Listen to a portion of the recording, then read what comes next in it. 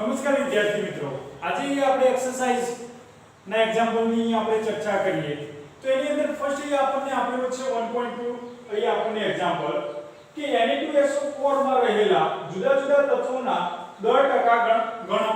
તો એ આપણે ટકાવારી આપણે દરેક તત્વનું આપણે ટકાવા પ્રમાણે આપણે શોધવું છે. તો સૌપ્રથમ આપણે Na2SO4 સોડિયમ સલ્ફેટ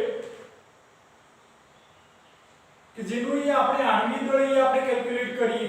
તો Na2SO4 નું આણ્વિક દળ is equal to twice mole sodium plus sulphur plus 4 moles oxygen.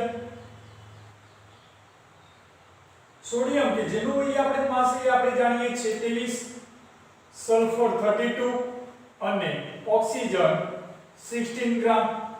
તો આપણે આન્સર આપણે મેળવી શકીએ છીએ 142 ગ્રામ પ્રતિ મોલ. અહીંયા આપણને Na2SO4 નું આપણને આણ્વિક દળ મળશે. તેમાં રહેલા દરેક તત્વને આપણે ટકાવાર પ્રમાણે આપણે શોધીએ. તો સોડિયમના ટકા is equal to twice mole sodium. Sodium કે જેનું માસ આપણે જાણીએ છીએ 23 100 ડિવાઇડ બાય એનું આણ્વિક દળ 142. તો આપણે સોડિયમના આપણે ટકા આપણે કેલ્ક્યુલેટ કરી શકીએ છીએ 32.39%. તે જ રીતે સલ્ફરના ટકા is equal to sulfur કે જેનું માસ છે 32 100 divided by molecular mass 142 કે જેના આપણને ટકા મળે છે 22.53%. અને તે જ રીતે ઓક્સિજનના ટકા is equal to ઓક્સિજન કે આપણને 4 મોલ્સ આપણને આપેલા છે કે જેનું માસ છે 16 100 divided by 142. તો એના આપણે ટકાવા પ્રમાણે આપણે ફાઇન્ડ કરી શકીએ છીએ 45.07%. તો Na2SO4 ની અંદર રહેલા દરેક તત્વોના આપણે ટકાવાર પ્રમાણે આપણે કેલ્ક્યુલેટ કરી શકીએ છીએ. નેક્સ્ટ આપણે એક્ઝામ્પલ ની અંદર આપણે વાત કરીએ.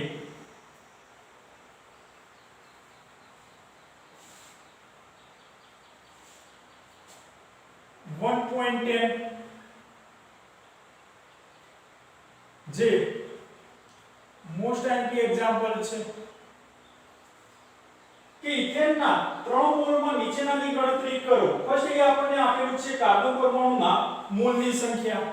તો ઇથેન કે જેની માટે આપણે ફોર્મ્યુલા આપણે જાણીએ છીએ C2H6 કે નંબર ઓફ 2 કાર્બન કે જેને આપણે ઇથેન તરીકે ઓળખીએ છીએ. તો ફર્સ્ટ આપણને આન્સર આપેલો છે કે કાર્બન પરમાણુના મોલની સંખ્યા આપણે કેલ્ક્યુલેટ કરવી છે. તો આપણને 1 મોલ ઇથેન આપણને આપેલું છે. તો 1 મોલ ઇથેનમાં 2 મોલ કાર્બન પરમાણુ, 1 મોલ ઇથેનમાં 2 મોલ કાર્બન અણુ રહેલ હોય છે. તેથી 3 મોલ ઇથેનમાં 3 ગુણ્યા 2 એટલે કે 6 મોલ કાર્બન અણુ હોય. તો આપણે વાત કરીએ કે 1 મોલ ઇથેન ની અંદર 3 મોલ માં નીચેનાની ગણતરી આપણે કરવી છે. તો આપણને 1 મોલ ઇથેન આપેલો છે. તો 1 મોલ ઇથેન ની અંદર 2 મોલ કાર્બન પરમાણુ રહેલા હોય. તો 3 મોલ ઇથેન ની અંદર 3 * 2 એટલે કે 6 મોલ આપણે કાર્બન પરમાણુ આપણે કેલ્ક્યુલેટ કરી શકીએ છીએ. સેકન્ડ તે જ રીતે આપણને આપેલો છે કે હાઇડ્રોજન પરમાણુના મોલની સંખ્યા અહીં આપણે કેલ્ક્યુલેટ કરવી છે. તો 1 મોલ ઇથેનમાં 6 મોલ હાઇડ્રોજન પરમાણુ 6 મોલ હાઇડ્રોજન અણુ રહેલા હોય છે. તેથી 3 મોલ ઇથેનમાં 3 મોલ ઇથેનમાં 3 into 6 એટલે કે 18 મોલ હાઇડ્રોજન પરમાણુ હોય.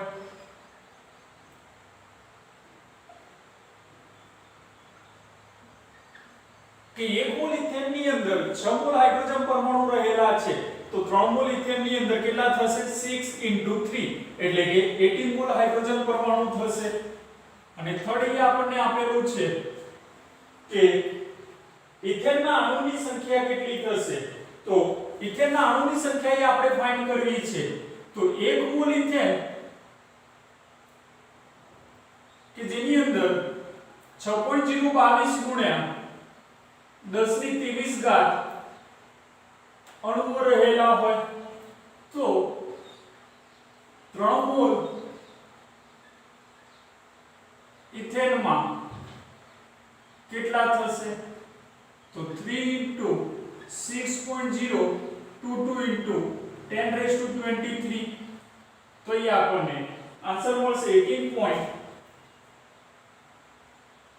18.066 into 1023.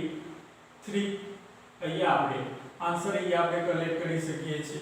તો 1 મોલ ઇથેનની અંદર 3 મોલ ઇથેનમાં આપણે દરેકની અંદર આપણે કેલ્ક્યુલેટ કરેલા છે. નેક્સ્ટ આપણે એક્ઝામ્પલની અંદર આપણે વાત કરીએ.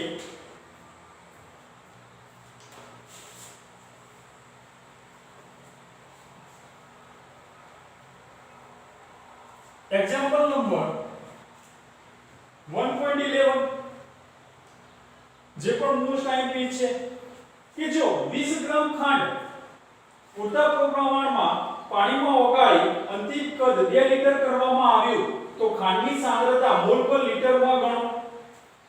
તો એ આપણે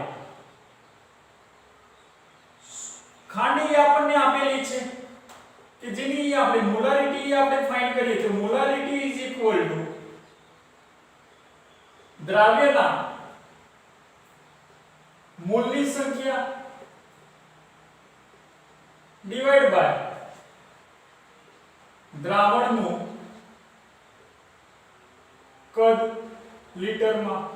તો દ્રાવ્યના મોલની સંખ્યા મોલ ઇઝ ઇક્વલ ટુ એ આપણે લખીએ છીએ વજન ભાગ્યા આણ્વિક દળ. વજન અહીંયા આપણને આપેલું છે 20.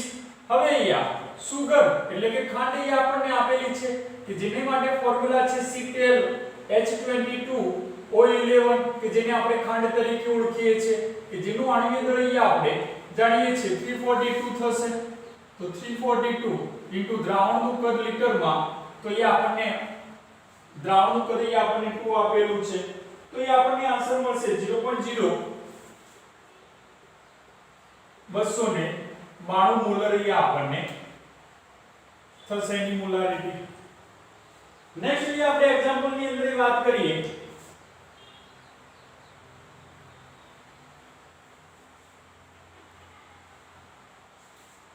એક્ઝામ્પલ નંબર છે 1.19 કે નીચેનામાં અસૂચક અંક કેટલા છે? તો ફર્સ્ટ એ આપણે વાત કરીએ કે 0.0025. સેકન્ડ એ આપણને આપેલું છે 208. થર્ડ એ આપણને આપેલું છે 5005. ફોર્થ એ આપણને આપેલું છે 126.000. ફિફ્થ ની અંદર એ આપણને આપેલું છે 500.0 અને 6 અહીં આપણને આપેલું છે 2.0034. તો દરેકની અંદર એ આપણે સિગ્નિફિકન્ટ ફિગર્સ એટલે કે અસૂચક અંક એ આપણે કેલ્ક્યુલેટ કરવા છે. તો આની અંદર એ આપણને અર્ધસૂચક અંકો એ આપણને 2 થશે, આની અંદર એ આપણને અર્ધસૂચક અંકો એ આપણને 3 થશે, આની અંદર એ આપણને 4 થશે,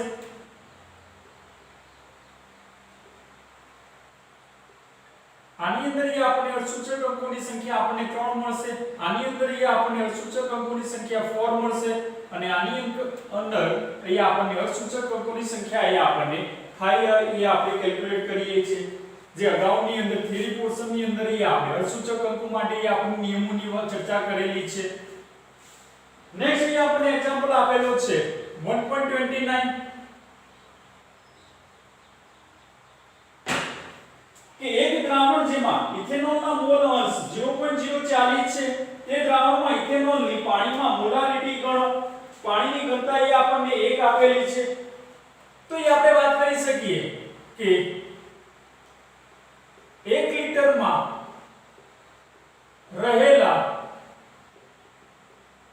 પાણીના મોલ મોલ વજન ભાગ્યા આણ્વિક દળ. વજન 1000 છે, આણ્વિક દળ એ આપણે જાણીએ છીએ 18 છે. તો આપણને મોલ એ આપણે કલેક્ટ કરી શકીશું 55.55 મોલ એ આપણને મળશે. તો દ્વિઅંકી દ્રાવણ માટે બાઇનરી સોલ્યુશન માટે આપણે વાત કરી. દ્વિઅંકી દ્રાવણ એટલે કે એક દ્રાવ્ય હોય અને દ્રાવક હોય, જેને આપણે દ્વિઅંકી દ્રાવણ તરીકે ઓળખી શકીએ છીએ. તો દ્વિઅંકી દ્રાવણની અંદર x1 x2 એ આપણને 1 થશે. તો therefore પાણીના મોલ અંશ = 1 કે ઇથેનોલના મોલ અંશ આપણને આપેલા છે 0.040 છે. તો એ આપણે આન્સર મેળવી શકીએ છીએ 0.96. તો therefore XH2O ઘટકના મોલ ડિવાઇડ બાય કુલ મોલની સંખ્યા NH2O divide by NH2O plus N ethanol. પાણીના મોલ અંશ આપણે કલેક્ટ કરેલા છે. કેટલા છે? 0.96 એ આપણે મેળવ્યા છે. NH2O કે જેના મોલ આપણે ફાઇન્ડ કરેલા છે 55.55 divide by 55.55 plus N ethanol. Multiplication આપણે કરીએ તો એનો આપણને આન્સર મળે છે 53.328 પ્લસ આ મલ્ટીપ્લિકેશન થશે તો 0.96 ethanol is equal to 55.55. So therefore N ethanol is equal to આ એમાંથી બાદ થશે તો 2.222 divided by 0.96. તો therefore એ આપણે ઇથેનોલના મોલ અંશ આપણે ફાઇન્ડ કરી શકીએ છીએ 2.3145 મોલ આપણને આન્સર મળશે. નેક્સ્ટ આપણને એક્ઝામ્પલ આપણને આપેલો છે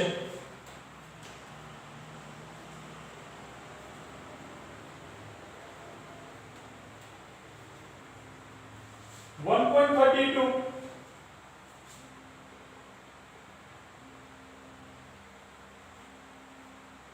કે કુદરતી રીતે મળતા આર્ગોનનું મોલર દળ નીચેના કોષ્ટકમાં આપેલ માહિતી પરથી ગણો. અહીંયા આપણને સમસ્થાનિકો આપણને ત્રણ આપેલા છે આર્ગોનના 36, 38 અને 40.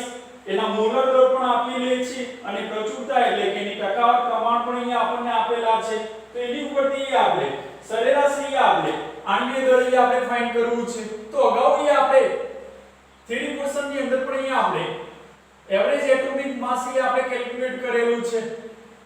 સરેરાશ આણ્વીય દળ મોલર દળ જે આપણને આપેલું છે 35.96755 ઇન્ટુ એની જે પરસેન્ટેજ આપણને આપેલા છે એના વડે મલ્ટીપ્લિકેશન કરો 0.337. દરેક જે સમસ્થાનિક આપેલું છે એનું એડિશન થશે. સેકન્ડ આપેલું છે 37.96272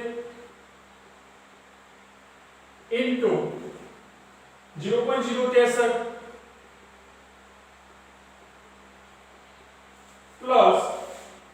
39.9624 into 99.700 ડિવાઇડ બાય 100 અહીંયા આપણે કરવું છે તો અહીંયા એનો હું આન્સર અહીંયા આપણે ડાયરેક્ટલી હું લખું છું 12.106435 પ્લસ 2.39 16 5136 plus 3980.25504 divided by 100 તો એ આપણે એના સરેરાશ આણ્વીય દળ અહીંયા આપણે ટકાવાર પ્રમાણે આપણે શોધી શકીએ છીએ 39.94% અહીંયા આપણને આર્ગોન નું અહીંયા આપણને મળશે નેક્સ્ટ અહીંયા આપણે એક્ઝામ્પલ ની અંદર આપણે વાત કરીએ